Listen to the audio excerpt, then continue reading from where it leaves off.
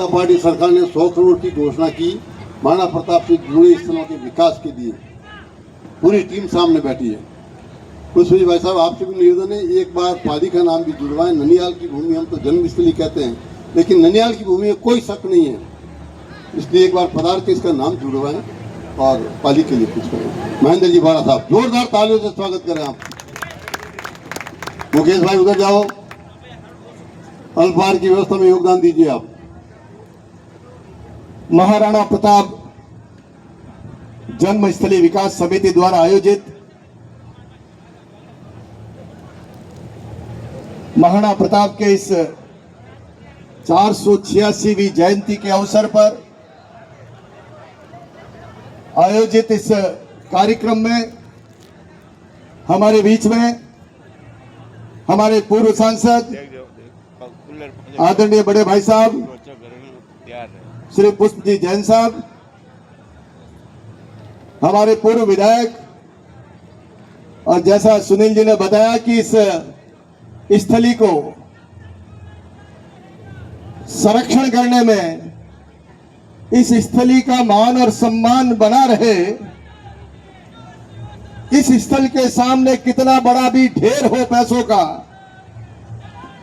उसका कोई मायना नहीं। इस भाव को लेकर के इस स्थली को सुरक्षित रखने का जो महत्वाकांक्षी काम किया है, ऐसे श्री उस समय ज्ञानजी पारक सभापति थे नगर परिषद के, और पुष्पजी जैन भी साथ में पार्षद थे। ये वही टीम थी जिनके द्वारा इसको संरक्षित और सुरक्षित किया गया, और आज हम इस पे इस संख्या में एकत्रित होकर के आज हम इस अवसर पर याद करते हैं। इस अवसर पर हमारे जिला अध्यक्ष श्री सुनील जी भंडारी, जिनसे हमें बहुत आशा है, इस स्थली के विकास में आपका अभूतपूर्व योगदान मिलेगा।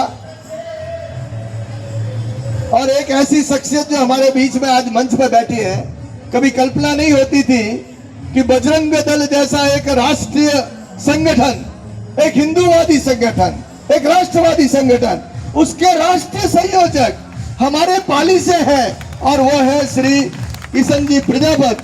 मैं उनका भी स्वागत करता हूं।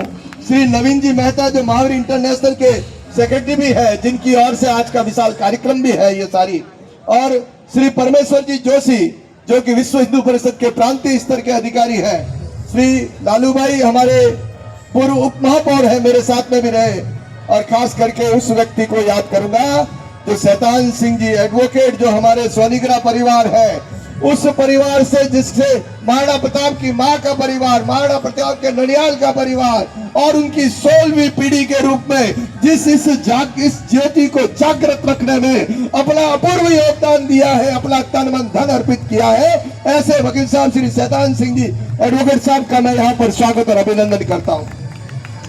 मंच के सामने भी ऐसे लोग खूब बैठे, पूर्व सभापति बहन कुसुम जी है, प्रधान प्रतिनिधि हमारे पुखराज जी है, गुलाब सिंह जी उप प्रधान जी है, एलपीआर साहब हमारे काकी जी है जो कि उप सभापति रही है। मंच के सामने ऐसी माताएं बहनें हैं, युवा साथी है जो राष्ट्रभक्त विचारधारा से जुड़े हुए। विकास जी मुखिया यहाँ के पार्षद रहे, तब यहाँ पर ये विकास का काम हमने साथ साथ मिलकर किया। और मैं ये सारे राष्ट्रवादी संगठन जो महाराणा प्रताप कमांडो फोर्स के रूप में, कोई शिवसेना के रूप में, कोई छोटे छोटे बच्चों को लेकर के इन छोटे छोटे बच्चों में वो कल्पना जागृत करना कि देश क्या होता है, देश के प्रति समर्पण क्या होता है, जो बचपन में जो बीजारोपण होता है वो जीवन भर उसके साथ चलता है। मैं इस छोटी बच्ची को मैं चाहूंगा वो खड़ी हो जाए एक बार अपने जगह पे, जिसने ये पूरा कारवां लेकर के आई है, जो कभी परवाह नहीं। खड़ी हो जाए बेटा, ये एक ऐसी प्रतीक है हमारी, ये हमारी नारी जगत का एक ऐसा रूप है।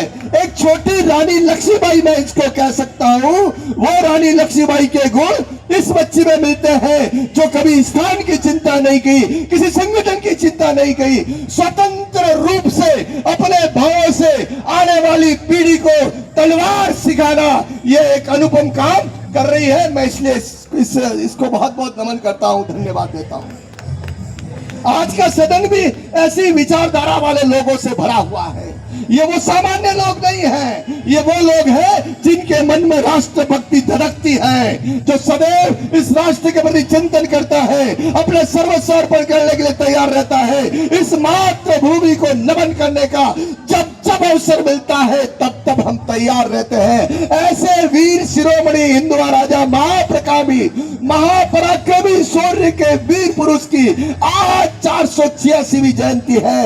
आज ये जानकर और भी आपको हर्ष होगा कि उस हल्दी घाटी युद्ध के 18 जून 1576 को लड़ा गया था, उसके भी आज 450 वर्ष पूरे हो रहे हैं। और हम सबको जानकर ये जानकारी मैं देना चाहूंगा, 1975 में जब कांग्रेस का राज था, इस देश को किस प्रकार से गुलामी की मानसिकताओं में बांधने का एक अभियान चल रहा था, एक षड्यंत्र चल रहा था।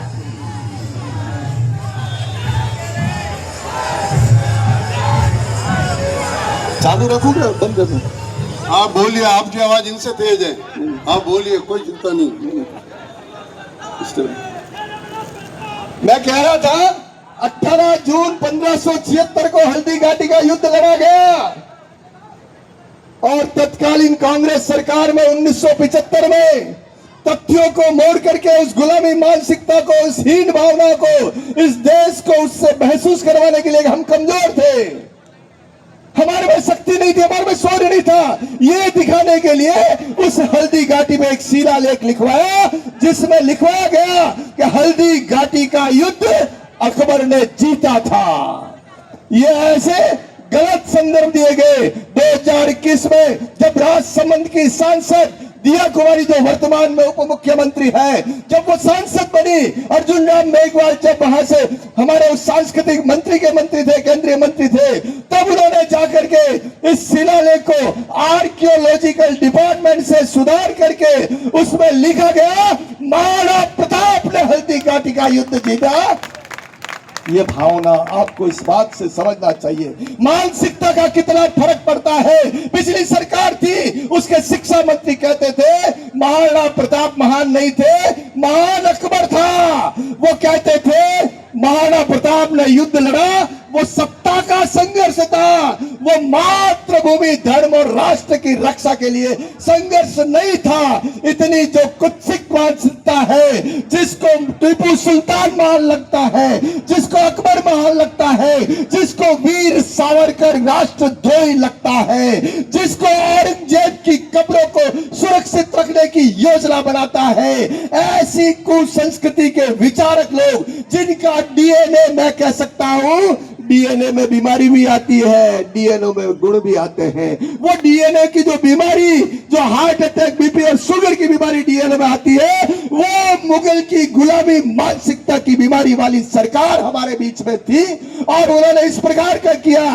उस गुलामी के चिरों को मिटाने के लिए ये देश का प्रधानमंत्री, यशस्वी प्रधानमंत्री नरेंद्र मोदी ने इस देश को संभाला। दोस्तों,